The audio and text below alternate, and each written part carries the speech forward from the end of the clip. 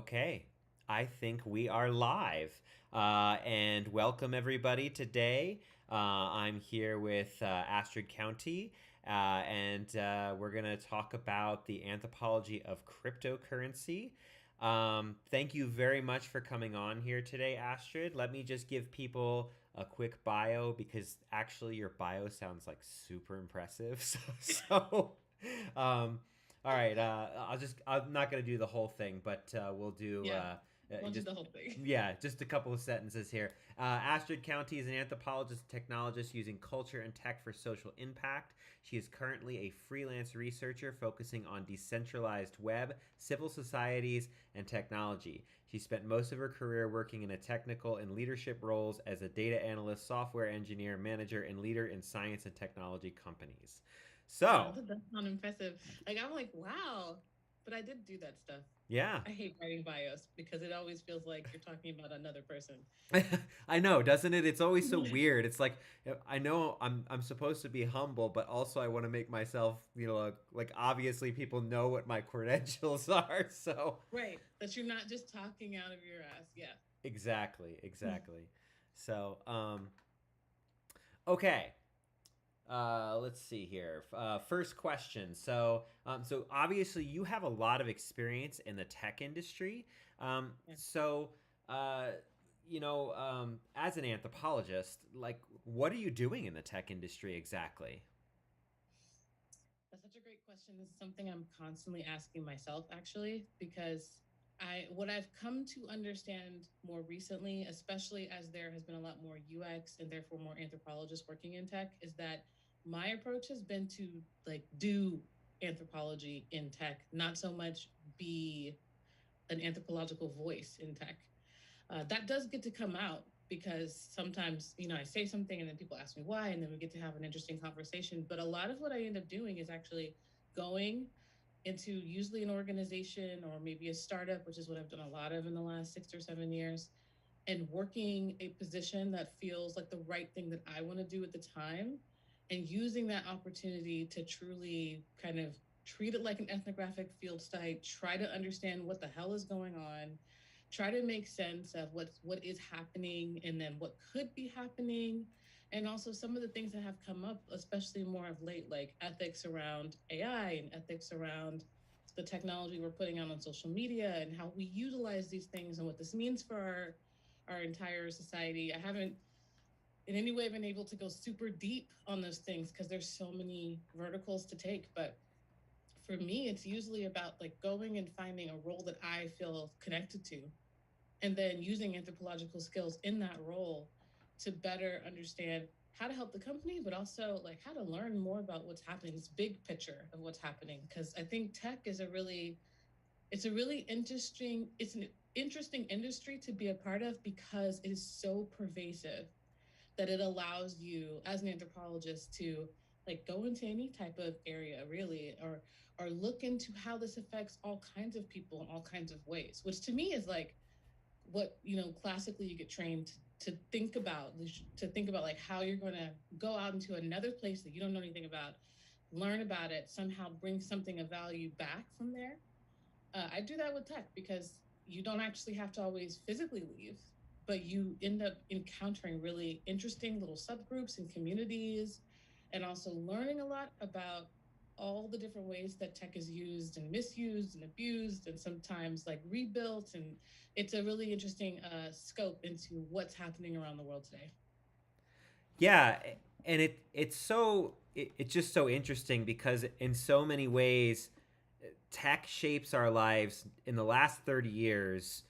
I mean, it's not to say that technology hasn't always shaped the human experience, but I think the transformative elements of tech in the last 3 or 4 decades have been so much more quick and profound. And it's like in a lot of ways, I know just talking to people as an anthropologist, I feel like people just can't catch their breath. There's always a new app, there's always a new Yeah. thing, there's always some new like I have teenagers and like the amount of different apps that they know that I don't and even I try to keep up is just like it's just Yeah. crazy.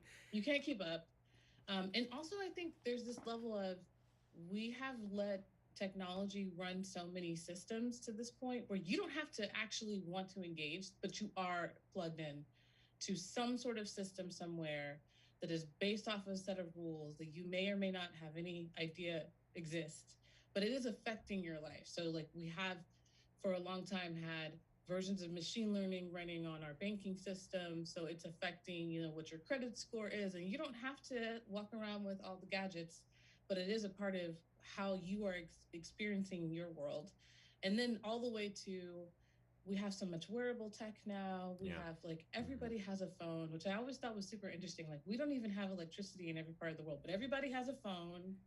And what does that mean when it comes to understanding how people are interacting? Because it's a little window that you just didn't have like 30 years ago to get an insight about what's going on in the world. So it's a weirdly, I kind of almost feel like, I hate to use these inflated, terms, which you hear a lot of like super techie people talk about, like how it changes the world. It kind of does change the world, but I don't think it changes the world just by acting upon it. It's also it being a part of the sauce of just how people live their lives means that just by its very nature, like, we can extract information that we just didn't have before and then try to understand what that means.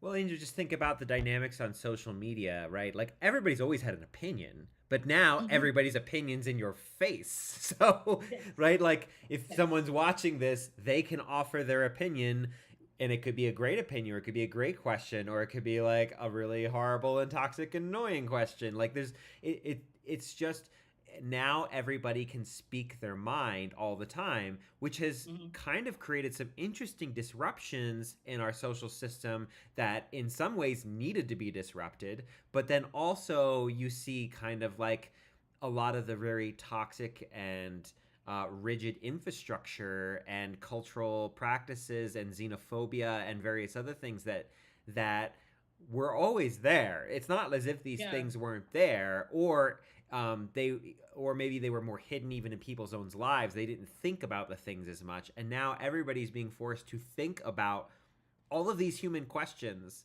that never Yes. before they've had to think about. Which is why I think Yeah. anthropology is so relevant these days. Very relevant. Very, like, honestly, it's interesting because people who are not trained or never maybe in another circumstance would call themselves an anthropologist, when they start doing digital deep dives, they will oftentimes like adapt a moniker associated with it or even call themselves a digital anthropologist. I'm a digital anthropologist, I'm an ethnographer, I'm an internet ethnographer, because it does force you to kind of take this role of, I wonder what all this means in the aggregate, not just this one person or this particular community.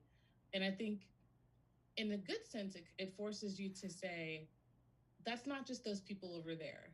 Like, these are people that I may know who are part of my life, and they may agree. And in some ways, that's kind of the whole goal of anthropology, is to show you that what you think is maybe a little bit crazy or a little bit strange is actually quite familiar if you pay attention to the pattern. I think that makes a lot of people really uncomfortable, though, because we are not socially groomed to deal with, like, what happens when somebody is very very different and something that you care a lot about, because socially we tend to just gloss over that in person, or we just don't talk about those topics. Like, there's a whole list of topics people just don't bring up when they go out unless you want to start a fight. But if you have things like social media where everybody can see all these ideas and things that you want to discuss in real time, but also see that you've talked about this over time, it changes that. And I think a lot of people are negotiating that. But also, it means that we are starting to equate what individuals can do with, like, what institutions could do. And that can be good and bad. I mean, we do talk a lot about in anthropology about how institutions can harm people. We don't spend as much time talking about how individuals can harm people, but maybe that's partly because those individuals usually had to utilize institutions to harm people, but not these days. So it's a kind of a new field for everyone when it comes to, what do we do with this, because it's out there, it's not going away, it's not going to go back. So how do we live like this now, because we haven't built a culture to do that, like, not that I have seen anywhere where we're just used to this yet. We just aren't. Well, and I had a conversation with someone the other day, and I was just talking about, we are still wired, evolutionarily speaking, for small scale hunter gatherer societies, at least neurologically speaking. We never really updated this brain hardware, as it were, Yeah. for agriculture and cities in the first place.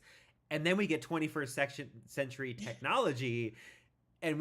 we're not it's like we're not ready for any of this stuff. Like, we still have those kinds of like deeply nested forms of tribalism, Mhm. in like the type 2 type 1 bias test that we often talk about, where making assumptions is actually evolutionarily advantageous to us versus, Yes. because, if we did in the ancient days, maybe a lion would eat us, or, a Right. rival clan would kill us, or, so it's like, we are seeing kind of this new form of human development in real time, I think in a way that we never have before.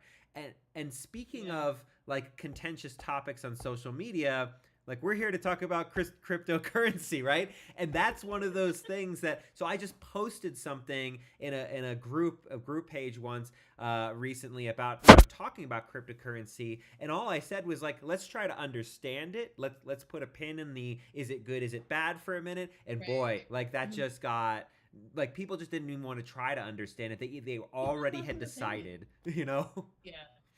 I don't.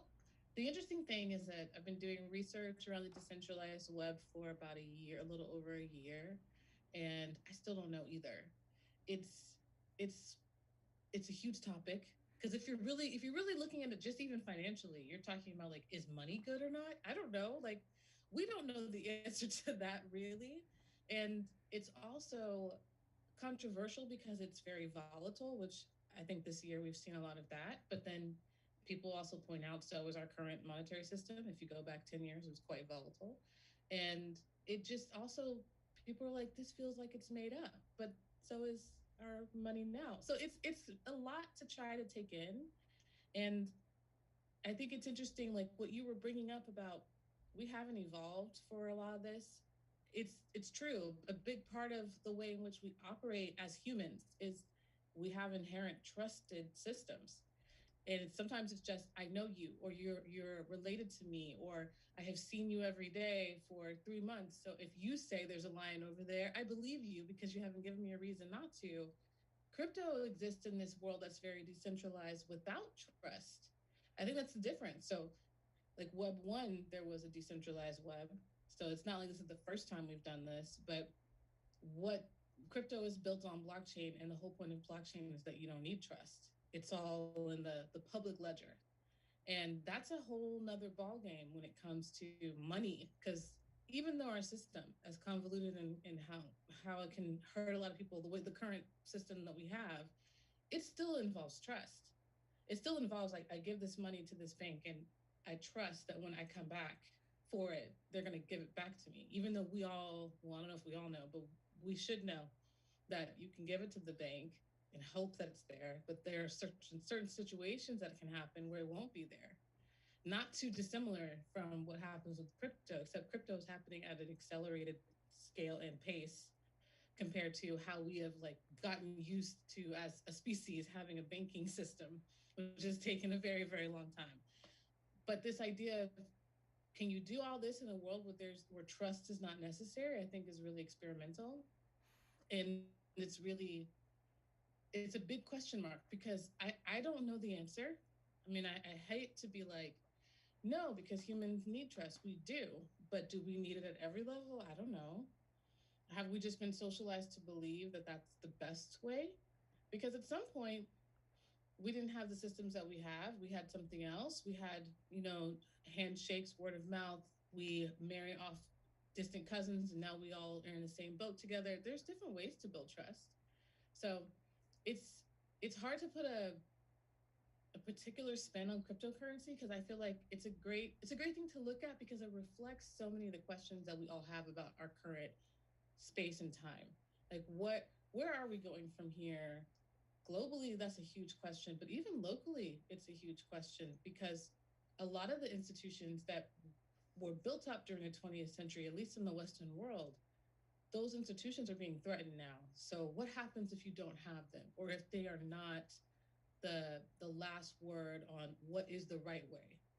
I don't know what really happens, because the world we had prior to that was pretty agricultural, very, very local, and not really as interdependent as we have gotten used to living. So crypto is interesting because it does rely on that interdependability, but it's not local, and it's not necessarily about building trust, although you can try to build organizations around it that have trust. So it feels like a great place to try to tackle some of these really, I think of them as sort of slippery questions, because it's really easy to slip back into your what you know and think that that's correct. Like, we will always go back to this because this seems to be the right way because we have done it this way for a long time, and what's wrong with that? But we all know that that's a very seductive way to think, because you could be right this time, but you could be wrong, because nothing that says that this is not the time that would be disrupted. And I think what's also interesting about crypto is even the financial industry doesn't seem to really know like what it thinks of crypto, because on one hand, some people are like, this is a scam. On the other hand, it's a part of decentralized finance, which is a whole thing that's happening and continuing to happen and being financed by major banks and investor groups and hedge funds. So I'm not sure that anybody has like an answer about what's up with cryptocurrency. It's this thing that's around that hasn't gone away yet. I do remember when, Bitcoin first came out, people were like, this is stupid. And then it kind of was around for a while. And then there's a few people who held on to some Bitcoin, and then it started to be worth a lot. And they were like, whoa, what is this Bitcoin? How do we get into this? And then we had the pandemic, and it seemed like everybody was becoming billionaires, but it's still, there are plenty of people who are like, this is stupid. I don't understand it. I'll just go with my what I know. And there are other people who are like, going with what you know is not much better, because it's still something that's not really real, that is subject to things that are outside of the scope of your control. So I don't know. I understand why there's so much contention, but what I kind of like about it is that as an individual, you get to have a say. It's not like all these things are happening around you and you can't be a part of it until they figure it out. Of course, it's also quite scary because, unlike our regular banking system, there is no accountability in the crypto world. Like, if it crashes, it crashes. There is no FDIC, we protected this for you. There's no regulators that are making sure that everything happened a certain way. There's no SEC that's going to go like arrest the bad guys. Like, it's just going to be, that's the risk you took. Yeah, and it's a very precarious place to be, and it's kind of more like 17th 18th century banking, where there was a lot less control and limitation. So then that begs the question, because obviously crypto is supposed to be decentralized, but should there be a centralized mechanism to maintain accountability, which is I against the know. spirit of crypto? But then I also know. humans are corrupt. But it's so messy. But real quick before we get too deep in, Mm-hmm. because like you said, a lot of people just don't know. Can you give us a brief, like, I don't know, a paragraph explanation, or like maybe two paragraph explanation of what is cryptocurrency, just for people who don't know, or like me, who are I try to know, but I feel like there's so Yeah. many avenues to go down and I get a little confused. Okay, so I will tell you that I am also on that same journey with you, Michael, because it is many things. It can be one thing, but in general, cryptocurrency is what it sounds like. It's a digital currency. The difference is that it can be created, and it's not just Bitcoin. There's other ones. There's the popular ones people hear about, like Ethereum, Dogecoin, and then there's like you and I could get together and say, you know what, we care about this topic. This we have an idea we want to create. We could make a cryptocurrency. It's just a digital form of currency. It's a way of trying to give value to something. It's also a way of being able to assign something of value to what would essentially be a wallet that you have to have in order to hold your digital currency, so that you can operate in this decentralized world. Because this decentralized world needs a means of being able to trade with you, essentially, If you want to be able to have ownership of something, or you want to be able to contribute to something financially, it needs a way to trade with you. So it needs something, kind of like a barter system, but it's coins and they're digital coins. And in our regular world that we have built, our analog world, we do this with credit cards that are associated with banks. And even though you can use that online, it still has to go through a system that checks it. But with a cryptocurrency, you don't need a centralized system to check it because it's built on blockchain or blockchain like technology. And the best way I can think of describing blockchain is like a public spreadsheet where every single transaction is just on the spreadsheet. So there's no question about what happened or if this went to this. You can just go back and find the entry. So that allows for the decentralized notion of it, where you're not going to like have to be able to open up an account at a bank that says that you're allowed to put your money there and then tells you what your limit is for how much you can take out. You don't need that. You just need the other person to agree to accept what you're giving them in exchange for whatever it is that you're doing it for. So it allows you a way to navigate this decentralized Web3 world, but it can also be like, I think of it more like a way of having value that you can trade. It's money because it's also valued outside of this world. And I think this is where it gets confusing. So like you can have Bitcoin and use it to buy stuff in the decentralized web and it doesn't matter. Or use it to like, I want to take part of my, because you can also do it in, pieces of it. You don't have to just trade one, but it can be pieces of something.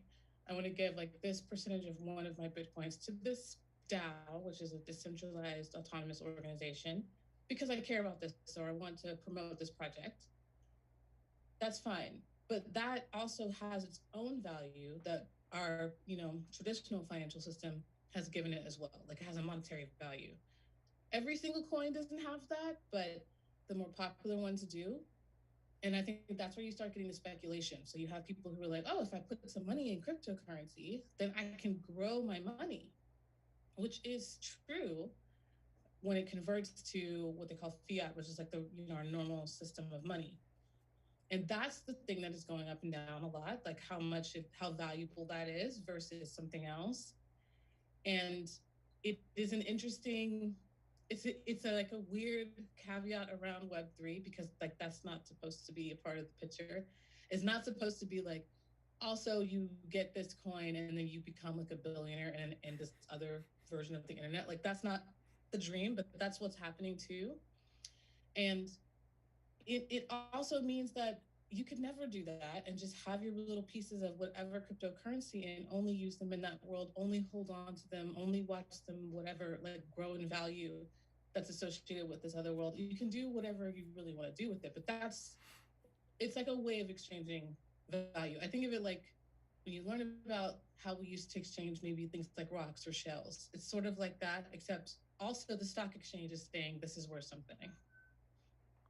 Yeah, yeah. It's so interesting, and I think one of the mistakes people have a tendency to make is this idea that somehow the web world or the digital world is independent from everyday society, and it's just Mm-hmm. another space. And I often tell people, like, when you go to the grocery store, that's a space. When you go to your family for a holiday, that's a space, right? But if you get on the internet, that is also a space, and there's different protocol, different cultural rules and faux pas, and different kinds of interactions. And some of the decentralized elements of the internet make some of those rules and boundaries much more flexible, and which is why you get a lot of conflict in things. And so let's talk about what's the anthropology of all this stuff, of cryptocurrency. How do we understand, how do we as like ethnographers think, what can we know about cryptocurrency, or know how it impacts culture or people or various other things? I can tell you about a little bit of what I've done. So, one of the projects that I was working on earlier this year was actually following parts of the Black community that are involved in crypto. And that was through pretty classic ethnographic methods of, talking to people, interviewing them, hearing about how it is that this is incorporated into their life, their vision, what it is that they're trying to do. and starting to build up like patterns that I'm seeing as to how this is being used. So one of the interesting patterns that came out of that initial research was this is a way of being able to organize in plain sight without threat. So in the past, like, well, even in our current world, this still happens. If you and I are mad because we have decided that, you know, oranges are too expensive and it's a problem for us and we want to do something about it and we decide we're going to go down to the market and protest oranges, we can do that and we have done that. And this has happened all the time, continues to happen. It's an important part of activism. But that also brings its own troubles. So what if there's like anti-protesters to us who are like, we love apples, we don't care about your stupid oranges, it should be an apple world anyway. This could put us in a physical conflict that maybe you or I is not, we maybe we don't want that, we just want oranges to be at a decent price so we can have oranges for our families. It creates a, like you were saying, a space where other things can happen. But when you are also incorporating this decentralized web, then what you can start saying is, what if we decide instead of only doing that, like maybe we still do that, but that's not the only way we're going to make a difference. What if we decide to make a collective where we support people who grow oranges? And that way there's more oranges in the market and there's not a reason for those oranges to be so highly priced. And so we develop a cryptocurrency so that we can start to take our real money and put it into this decentralized world and then be able to like give it to anyone all around the world who grows oranges so that they can also ship back to this market that we love. And that's another way of fighting something and organizing. But the difference is when we do it this way, there's not someone who's watching us, come together, have a meeting. We don't have to necessarily worry about safety when we do it because uh, although there's still issues around like how you're going to deal with internet privacy and safety with the decentralized web, in the physical sense, like people don't have to see it happen. I can say, well, I have a cousin who lives in Florida who also cares about this. And that person is never has to show up at the market, but can still make sure that they're supporting what we're trying to do at this market. And it could change what the price of oranges are. And we've seen this. Like this happens sometimes with, it's happened more recently with meme type stocks, like when they were raising the price of the GameStop stock and things like that, because it allows a different level of organization. And that can be really appealing, especially if you are of a marginalized group or a targeted group. And just the physical act of getting together can make you unsafe.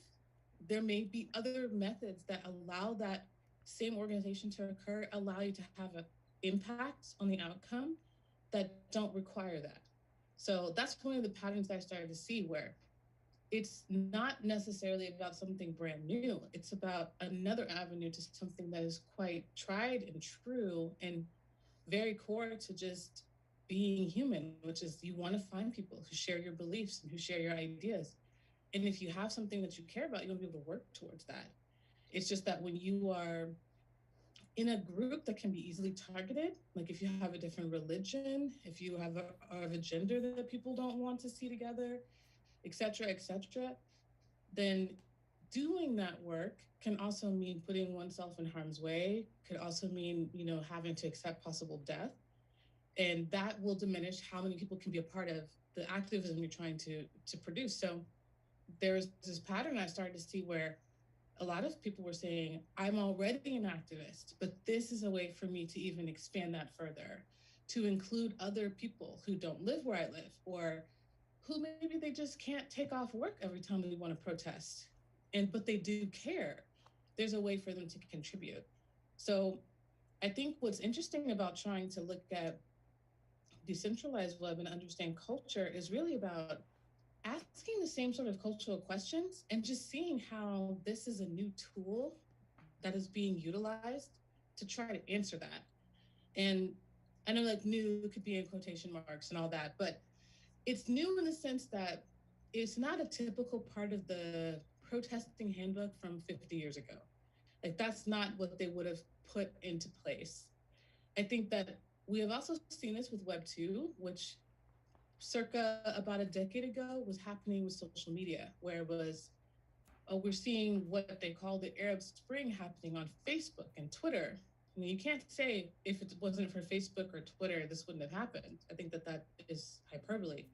But you can say that in a situation where there's so much surveillance, it was a way to get people to organize where they weren't always being so closely watched. Now, I don't know that that would be true today because of what we know about how that has changed over time. But in that time period, it allowed for a lot of people to come together and say, "We're going to meet at this place at this time." And in the past, you would have had to hold a meeting possibly and invite people so that you could agree to meet at this place and this time. And if you held that meeting, someone else could come pretending to be a part of the group and sabotage it. Happened a lot. Mm-hmm. Or Mm-hmm. if you even compare the civil rights movement that happened in the US, that took like years of organization before you actually saw protest because you had to prepare everybody and say, what's the message we're going to say when we do get an opportunity to speak to the camera? Because that's the first time we'll get a chance to broadcast outwards. Who's going to say something? Are you all ready to have to, like when they did the boycott that they did of the bus system, and I think it's in Montgomery, that was a year. So you had to organize. Who's going to give each other rides before you agree to do the boycott? In today's world, because of social media, people will just be like, I'm mad at this company. We're boycotting them today. And the centralized web has its own version of that too, which also includes financial support, which is different than maybe what's happening today. Yeah, you remember flash mobs? I actually have a flat because like before there was all kinds of, so there's always been of course surveillance on the web, but until relatively recently in algorithmic technology, it wasn't as possible, for basically powerful entities to necessarily, it's not that they couldn't spy, it's that there was so much data before that they couldn't sift through it. Now they have Yeah, methods of sifting through those things and targeting and all the kinds of things that weren't there before. But like I have on this channel a 2012 flash mob, like Native American flash mob. I think it was for Idle No More. And you spontaneously show up in a space because the internet gives you the presence to organize in right. there, and then you can do like spontaneous things, but that kind of thing doesn't exist so much anymore. So it almost seems like what you're saying is cryptocurrency is another space for agency for Right. humans now, and Yeah. of course it's always Can in. be. Can be. Not only, but yeah, it can be. Yes. Yeah. So, and of course, anytime you grant another avenue for agency, there are people who utilize that access for either, good or ill, because, in the same way, I mean, white supremacists could organize these Exactly. kinds of things as well. Not So, good. They do organize. It's the same sort of thing. Like just like how we did our apples and oranges example, we could do a dog and cat example and be like, well, I hate dogs. They shouldn't exist. Let's just kill them. You have the same ability to come together and just to financially support it and to bring people from all around the world together on this particular point. So it is not a, I would not want to paint a rosy and then the rainbows come out and we're all going to be saved, which typically happens. Like with a new tech, they're always like, and this will save us. And I don't believe that's true because, like I said, it's not a new thing. It's the protest has happened. I assume since there was more than like 50 people and they were like, I'm tired of following this guy. Like, should we follow this other person? But the way that we do it, the way that we organize, how we convince each other and persuade each other, that takes on the form of however communication works in that time. So, yeah, totally, there are white supremacist groups in the decentralized web who are financing their own uh, DAOs and other communities to do things that they care about. And that may not be something that you want to participate in or feel comfortable with, but it is happening. So I think this is not a different question than the question you have right now, which is there could be the same people. They could live next door to you. They could go to your same church. I mean, how are you dealing with it in this context? Because it's still a absolutely. question. Yeah. It's not like, okay, well, now if we just build the decentralized web a certain way, like all that will go away. No, it won't, because humans will find a way. We always find a way. But what are you going to do about the culture conflict? I don't know. That's still yet to be. determined. It's just that you should be aware that there are these other avenues and tools that are being utilized, which honestly, I wish our mainstream media would be a little more aware of this, because it definitely feels like they have gotten hijacked by social media. I do remember a time where the news came from certain outlets and then it was spread in other contexts like blogs and stuff. And now it feels like the news comes through social media, and then like the actual mainstream media is reporting like what you can see already. That's an inversion of the roles. I don't know how this is going to be affected by the decentralized web, because I'm not even sure that they're very engaged in understanding how communities forming, especially with versions of financial support, is going to affect what they see on social media, which will affect what they report. Yeah, and as a media anthropologist, that being one of my areas of specialty, like absolutely, what has happened, what has shifted in the last decade has been, and it's 100% financial. They look at the trends on social media and then they find how to report it, and then also like in spaces like Fox News or MSNBC, they then look at what the outrage on social media is and then they double down on that because that brings the viewership, because they're Right. competing with social media, and so they have to utilize social media as a essentially a source of their information. It's and if anyone's watching this, if you want a great book on the history, really kind of a history of how the privatization of media has really impacted us. Noam and Chomsky and Edward Herman's book Manufacturing Consent is really good.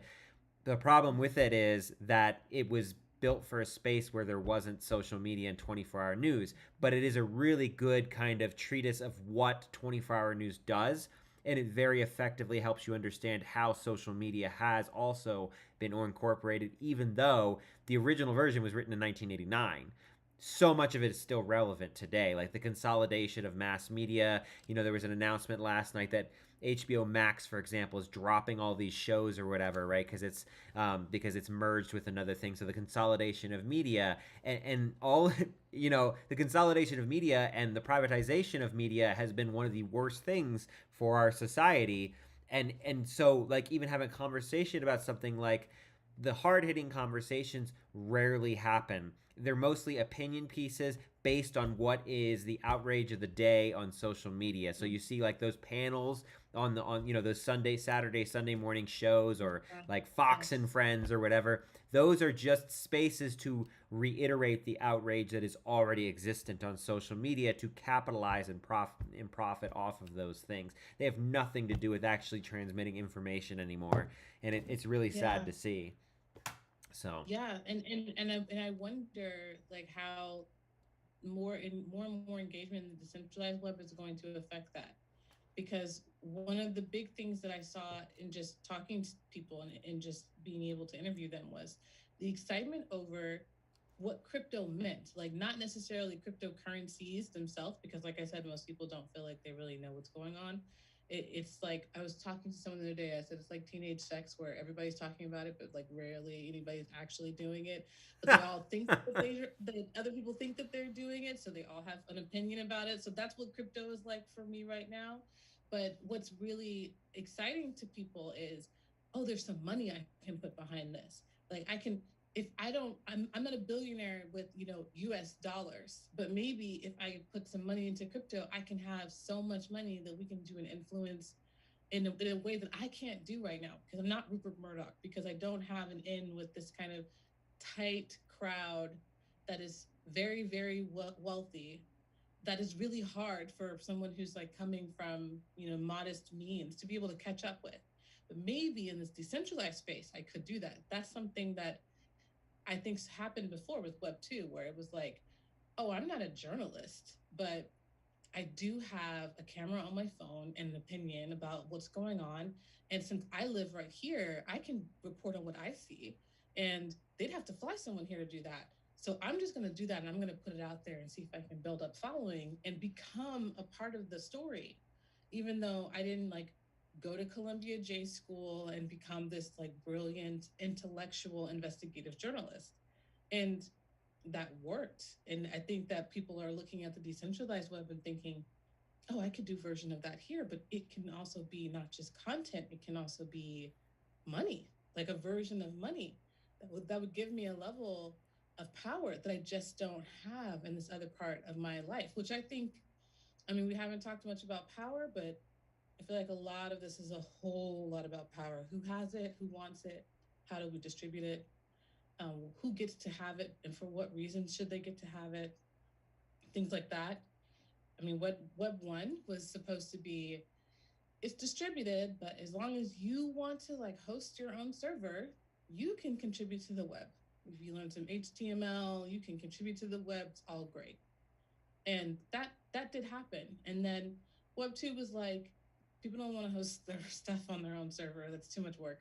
So here's some servers. Oh, by the way, for using this, we'll just take your data. And don't worry about it. It'll be fine until it's not. And then we don't know what to do with that. And then people are kind of wanting to say, like, this is a mess. I don't know what we're going to do here.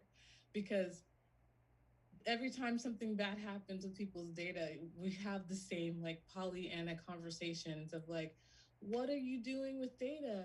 And it's like, oh, the algorithms, we don't know. We'll have to, we can't, we have to see if it's a trade secret, all that stuff. So a lot of people are like, forget this. I'm just going to the decentralized web, where they feel like they can have a version of Web 1 and Web 2 together. And that might be true, but it also still carries the same problems. And they're not yet solved in either case. So we've had, I would say a good 30 years of the internet. We still haven't solved the first problem of like people don't want to host stuff on their own servers. That's part of what the decentralized web requires. So we're back to that. And we definitely haven't solved the problem of what's the proper exchange. I think the decentralized web is thinking, oh, we have crypto now. So at least you know what you're giving up. You're not just saying data doesn't matter until data is one of the most powerful things in the world. And then you're like, oh, I would like my data back. But you can't do that because it's not yours to begin with. So it's the power question, I think, is what's really fueling all the focus on cryptocurrency and the decentralized web, because it's another shakeup to who gets the power. Right now in our tech universe, we kind of know the shakeout of who has power in our tech world. And they started out with, I think of it as like the myth of meritocracy, but like as we have learned and over again, most of the time the people who rise to the top are the people who already had the privileges in the first place. I don't think the decentralized web is all that different, although right now there is this kind of optimistic hope that if you are of a group that doesn't necessarily always have power, you can create it. I don't think that's completely wrong, but it is a really tricky place to be in. It does require like learning how to build on the blockchain. That's not easy. That's not like there's not a programming boot camp for that. Like that's not something you're going to learn in a few weeks. And it also is involving this complex understanding of finances, which I think it's safe to say most people don't really understand the finances they already have, let alone ones that exist in digital wallets with like secret codes that you have to keep or else you're going to lose it forever. It's a whole nother system. But it gets a lot of focus and attention and excitement because it is an opportunity. And I do think that's still true of having some power shift because it is a disruptive place, because things are kind of not where they normally are. And if the power can shift, you might be able to grab a little bit for yourself. So it gets a lot of people excited. Sorry, I was trying to let everyone know that we're going to start questions here in a minute because I've got a couple screens open here. But that makes me think of two things. So before we open up the questions, I just want to say one more thing. It reminds me of the supernatural agency that people find in religion, and that this idea that this magical thinking allows reality to change, right? And of course, people constantly thinking those things does sometimes result in change in behavior, which then changes the circumstances on the ground. So we Mm-hmm. can't like so. For example, there's an article in a called "Sorceress Technologies" by an anthropologist by the name of Bastian, and he talks about how multinational companies came into Sri Lanka, and suddenly there was this magical thinking everywhere, and these new fields of like sorcery that had never been there. That was a mix of like complex Western paganism with Sri Lankan culture, with Buddhism, with Islam, and suddenly you have these sorcerers who are incorporating all of this stuff with the indigenous Sri Lankan kind of Wow. approaches, and suddenly you have this entire sorcerer for hire sort of thinking that was going on, and it just blew up all over Sri Lanka in terms of like now there's suddenly sorcerers everywhere, and it's this technology essentially for them to access agency in a space where everything is being stripped from them. And Mm-hmm. and so and similarly, so in a more economic example, I think of also the example of microcredit, which in 2004 was heralded as the answer to the world's poverty problem, Right. and it worked really well in some spaces, in very specific spaces, and then in other spaces is created a hugely exacerbated rate of suicide, especially specifically for women who were experiencing the microcredit system. And so you see like all of this dialogue in anthropology itself about how like it's not just one thing, it's not just a good space or a bad space, it's both and Yes. it's in the right circumstances, microcredit works extremely well. In the wrong circumstances, it creates incredible harm. Me personally, just what I've been reading and just what I was listening to, and I listened to, this is a little bit of a plug because the first time me and Astrid met was on This Anthro Life, Adam Garwell's show. He did an episode on cryptocurrency, and it was a lot of the same stuff. A lot of like, it isn't a simple either or. It's another tool that humans will utilize in order to gain power, and that Mm-hmm. power could be very empowering if you're a disenfranchised group, or that power could be very abusive if you're already well established. So Mm-hmm. it's not that's just my thoughts personally on cryptocurrency. So real quick, how do you what's your thoughts on that kind of approach, and then we'll just say there's questions for anyone who'd like to ask a question for the last few minutes. Yeah, I would actually agree a lot with you, Michael. I think of it like it's, I feel like this about a lot of tech, probably most tech. I think we love to think of it as some sort of solution, but tech is a tool, and we get confused about solutions versus tools. I mean, you can have all kinds of tools in your toolbox and never build anything new, which I think has happened more than something new has happened. And I think also you could build something new, but that doesn't always mean that it's a solution. It could just be built with new materials, which I think also happens a lot with our tech. So we have to be careful about putting such focus on the technology and forgetting about the human question, because the human question is still there and oftentimes ignored because people get very excited about talking like this started 10 years ago.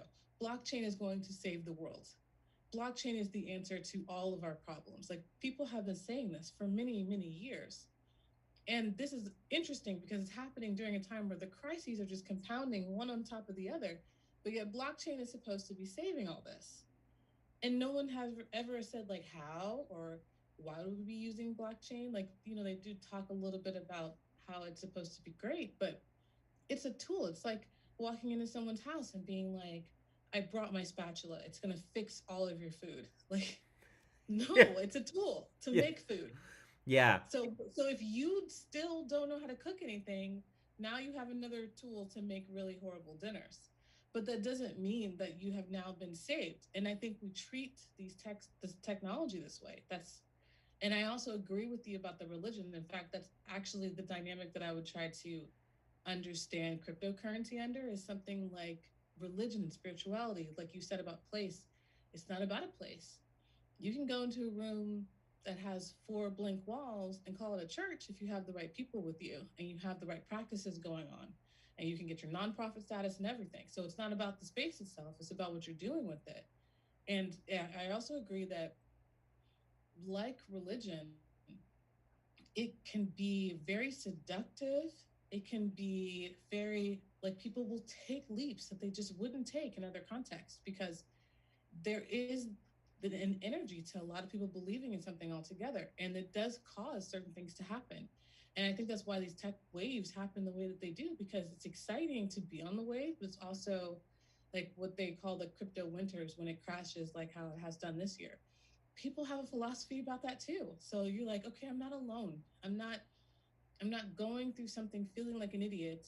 I'm actually on this journey that has a point and a goal. And I think it takes on this kind of epic story of, but we will reach this other place at some point, and we will all of this will make it worth it. So I don't think that we should discount that. I think what's great about anthropology, unlike a lot of sciences in general, is that we don't look at religion and say, that's not related to what we do. We look at religion and say, religion is deeply a part of what humans create in this world because it is a symbolic structure, it carries culture, it has deep meaning. We need to understand religion. And I think in the same way that we treat that is how we should look at all these emerging technologies, because we're talking about crypto here, but something else I have been a part of is biotech and where it's going. And I think it's also on that cusp of about to be distributed in a way that could really change things, but also many people don't know what it's doing. I worked at a company that was a synthetic biology company where we were bioengineering cells. I mean, that already has its own like ethical questions of whether or not you should do that. In our case, it was not even human cells or mammalian cells, it was plant. But in the context of what it is that we should be touching and not be touching, it's a question. And not very many people are asking that question who are also in a space to actually do something about it. But it's also a different kind of tech that gets a lot of, at least in that circle, gets a lot of excitement because it's like, oh, we could just, and I think this came up probably in the 90s with gene therapy.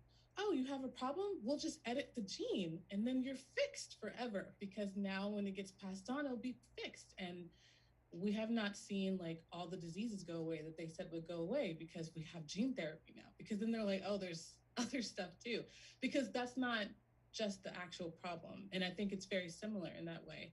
So understanding like how we get as a group get moved to this place of just like you said, magical thinking and feeling like anything is possible, that is very important. It's how you actually do change the world for the better, but it also is a really pervasive aspect of how the world can be drug into horrible places. Everybody that we can think of as a horrible dictator or somebody who's done like massive harm, they have also built an almost religious like cult like structure around them where people are very invested in their vision, and it's the same properties. So like you were saying with anthropology, it's not about whether or not it's good or bad, it's like, do we understand how this happens, like what the formula is that gets us here? And if we do, how do we start to change things before we get to a place where it's so out of control that it's going to cause irreparable harm to people, because we don't want that. But I think that's a question we haven't quite answered yet, even on a small scale. And I feel like we need to put more effort into that. Like, how do we bring some human centered thinking into these emerging technologies? How do we kind of help, not just to be critiquing them, but also help to guide them based off of real patterns and say, like, here we're approaching a cliff where if we do this, yes, you'll have deep buy-in and you'll get lots of investor money, but you'll also like cause the degradation of, the planet or something like that. Are you ready to be responsible for that? Because that's oftentimes not associated until the very, very end of whatever the damage is, the responsibility part. We could start to help craft building another way to come through that journey, as opposed to what we do right now, just kind of go on the journey, whether or not we really want to, and then we all crash together and try to figure out how to pick up from there. Yeah, yeah, yeah. And that, I mean, there's so much to everything you just said. I mean, lots of really great stuff for people to chew on, and just simply saying cryptocurrency is bad and then washing your hands of it doesn't address the possible problems or structural elements that it creates, just like ignoring a person who is creating a cult following with a cult of personality and developing political power and saying, well, I don't support that person so it's okay. Like, Yeah. it's kind of well, it's also like a space of feeling helpless too, like, oh, these things are happening, I don't have the ability or intelligence or know-how, or and not to say like people are stupid, but like they don't know where to begin, and if you don't know where to Right. begin to ask those questions, it can be incredibly difficult. So we don't have any questions at the moment. If you're on, we're around for about 5-10 more minutes if you have a question, but we'll just keep talking here, Okay. because I mean, feel like I know me and you can talk forever because I know we've done that before. yeah, when we met at the Society for Applied Anthropology conference in person, finally, like we talked for like 5 straight hours. So um, Yeah. and one thing that came from that conversation was this, us talking about cryptocurrency here. And another thing that I have just not stopped thinking about that you said to me is like, imagine if all of these like tech bros who had built social media like Twitter and Facebook and various other things had had a little anthropology in their background. How much different would these social media structures be, and how there would still be problems. There's no doubt about that. There's no way it would have gotten perfect. But some of the massive harm that have come from things like algorithms may not be there, because Maybe. understanding social and culture dynamics and how that impacts the individual, and forgetting that people are not individuals, they're a product of the culture in which they grow up in and they experience, and then they have choices and interactions and those impact them as well. Like, understanding that people are holistic beings is Hmm. is really important for tech people who are creating these tools for us to actualize in the real world to understand. Yeah. I mean, there's so much there, but I think one of the things that's quite interesting is we have allowed something like 50 people in San Francisco to design the tech that is used by billions of people in the world. Like, what does that do to people? And I don't necessarily think that those 50 people were like sitting in a room rubbing their hands playing Dr. Evil.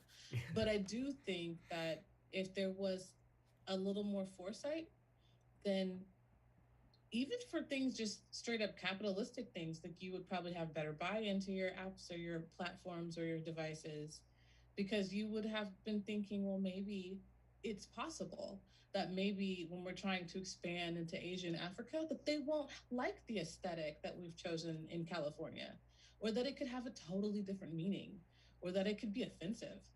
Like, we should check this out.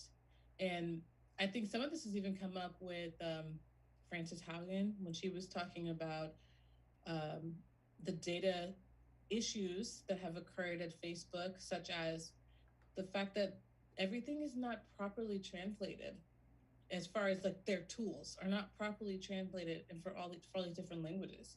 When you start going to different parts of the world where people are speaking an indigenous language, a Creole language, and maybe like one of the top languages in the world, but maybe not, then that's a huge difference. I think we see this in the US when we talk about immigration, and this has come up many times where they're talking about people who are at the border and they have people who are translators for Spanish, but they don't have translators for Quechua, because it didn't occur to them that there are people who don't speak Spanish that come from other countries in Central and South America.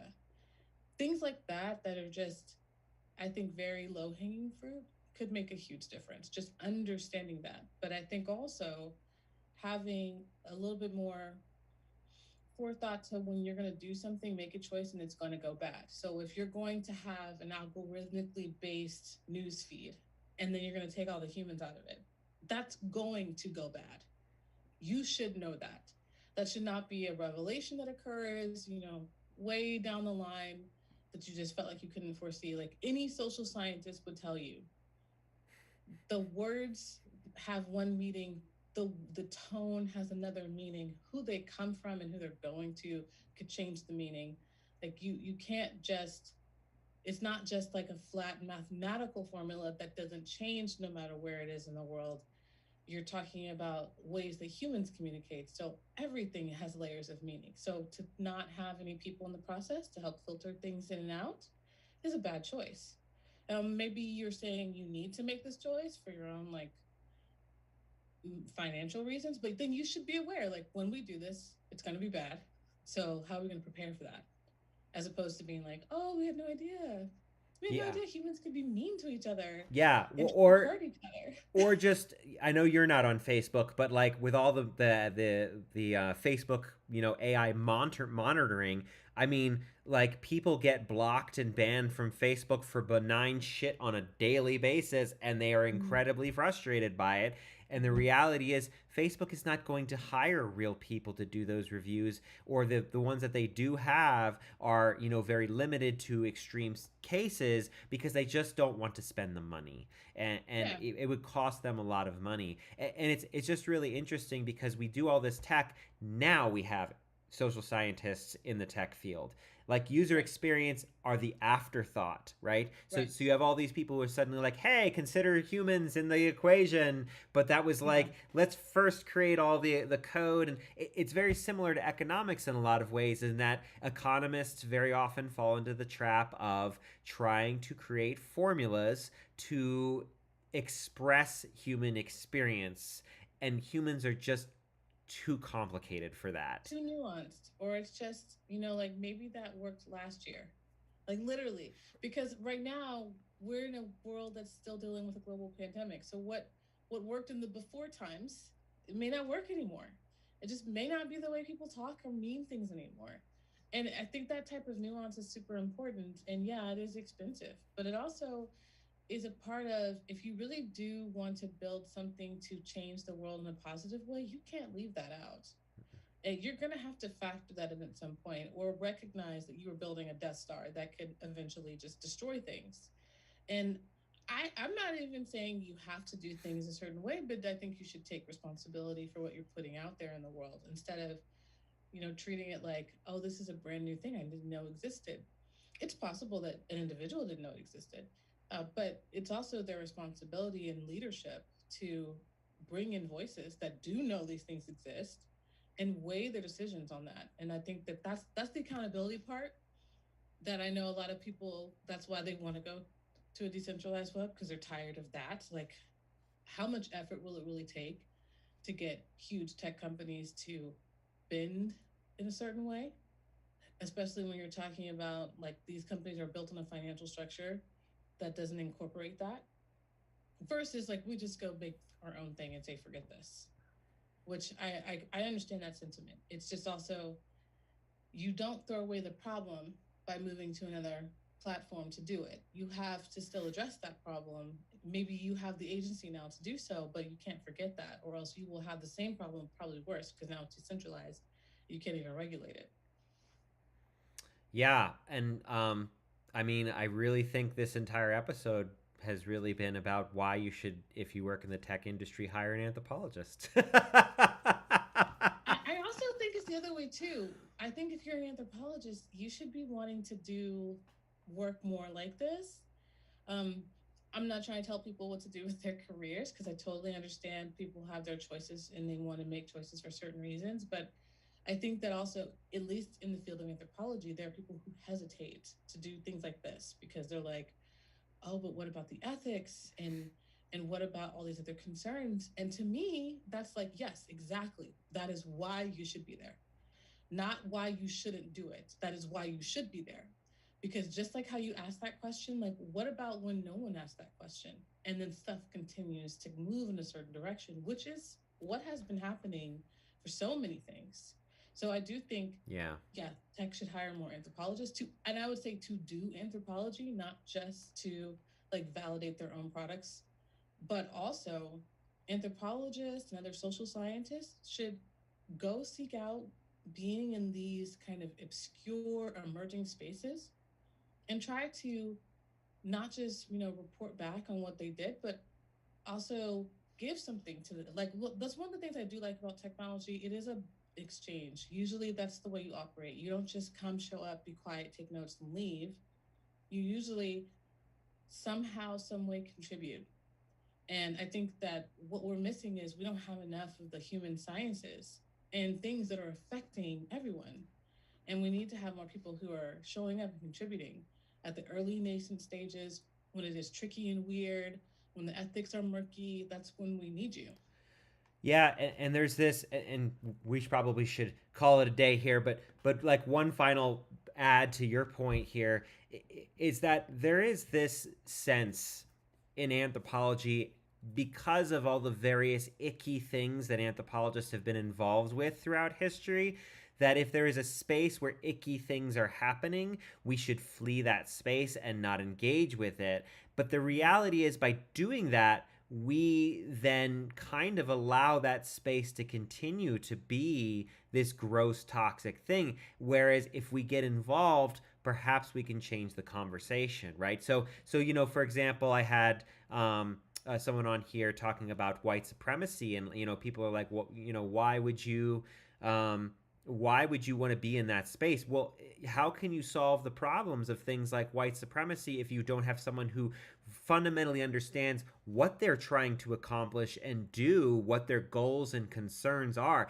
If you don't understand the person who is the quote enemy, then you can never address the issues, right? Right. And so, this is why when people say, oh, you shouldn't work in this field as an anthropologist, and by the way, this is something that totally you and Adam both really made me think about this idea that, where an anthropologist belongs and doesn't belong is is not necessarily the right question. The question is, what can an anthropologist do to mitigate these possibilities, especially as applied anthropologists mitigate the harm that's being created by these systems? So Yeah. thank you so much for coming on today. I really do feel like we probably could talk for 3 or 4 more hours live, but we won't make people sit there and watch us for 3 or 4 hours today. Thank you so much for coming, Astrid. Do you have anything in particular that you'd like to plug? Any publications, anything that you'd like to mention, or anything for people to check out? Oh gosh. I don't have anything interesting happening right now. That's basically because I have a baby that I have to give birth to in about a month. So I'm more Congratulations. interested in just making sure I do that and not go crazy in the process. But I will say one thing that, just in reference to what you were wrapping up with, Michael, is I like to think about the classic anthropologist. So there's a Ruth Benedict quote that I love, which is, the purpose of anthropology is to make the world safe for human difference. And I think about that as a way to guide what I do. And it also it helps with trying to figure out the question of, should I be doing this or not? Am I helping or hurting? And I think this is a really great time for anthropologists to get engaged and make the world safe for human difference. I mean, for all the things that have, like, all the technological and social improvements of the 20th century, we really are at this brink of a lot of things falling apart or being driven so far backwards that we'd have to do all that again. And at the core of that is, we have lost a means of being able to talk across difference and make decisions without having to be the same. So I think there's a lot that anthropologists and other like-minded folks could be doing to try to make the world a little more safe for people to be different. Thank you. That is a perfect way to end. So we're going to say goodbye, everybody. Thank you so much again, Astrid. Um, you have a great rest of your day, and congratulations on the baby coming. Thanks, Michael.